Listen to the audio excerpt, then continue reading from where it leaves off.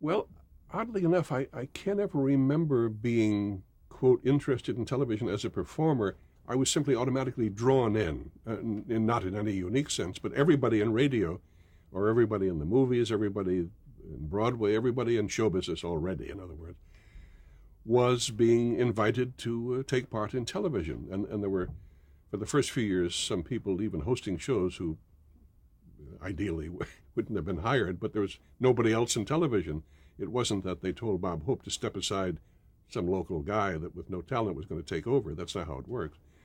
The thing was that the Bob Hopes and the major stars, the film stars, didn't want to touch television in those days. First of all, most of what they saw at home was pretty bad. Television did not start out being great and go downhill. It started out being awful, and it went up and down over the years and still does.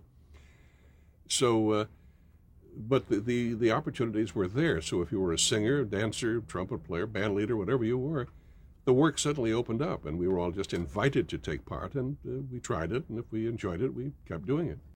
No, but I have three or four recollections, one of which might be the first. There was a show that a local disc jockey named Peter Potter used to have on the air.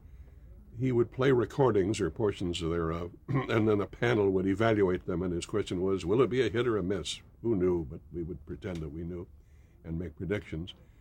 And then there was another show. There was a fellow named Mike Stokey. Yeah, Pantomime Quiz.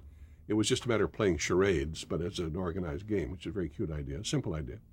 In fact, most of the game show ideas in those days were very simple. They were parlor games that we'd all been playing since childhood, but somebody had the good idea to put a TV frame around it and often had big success. So it was probably either as a guest on Pantomime Quiz or Peter Potter's Platter Parade that I was on first.